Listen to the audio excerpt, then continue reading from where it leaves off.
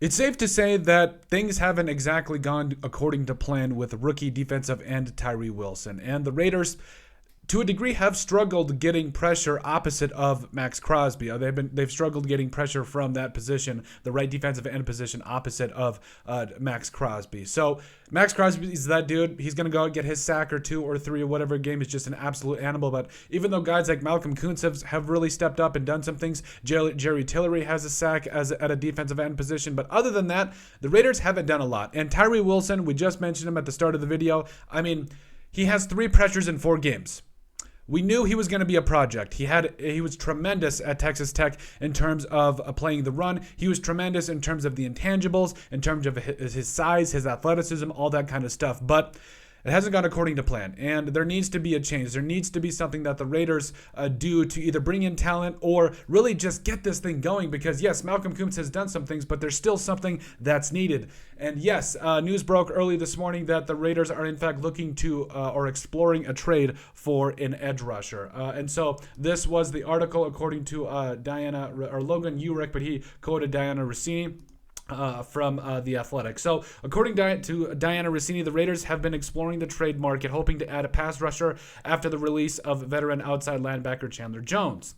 Russini adds Las Vegas is most interested in making a player-for-player swap rather than giving up draft capital, and they're shopping on a budget. Jones pushed first-round offensive outside linebacker Tyree Wilson into a bigger role after the Raiders had hoped to treat him more like a developmental prospect, so Las Vegas could use a better short-term complement to outside linebacker Max Crosby. And we touched on it.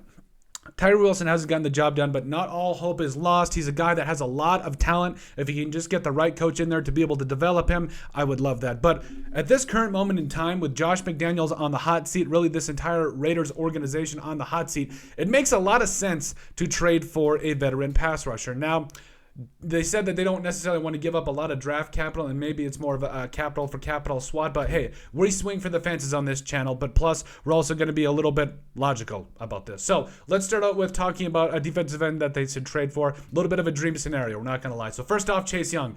Dude has come back beautifully from his knee injury through 4 games with the Commanders. He has 3 sacks and has gotten it done. I understand that he is a guy that, again, those injuries, that torn ACL from a couple of years ago, plus some other minor ones, have kind of kept him sidelined. But there is no doubt that this man, when he's healthy and available on the field, he's an absolute just playmaker. And I think that him teaching Tyree Wilson, who's a guy that, again, has all this physical prowess, with a guy like Chase Young that also has all this physical prowess, would make a lot of sense. Also, number 2 is Brian Burns for me.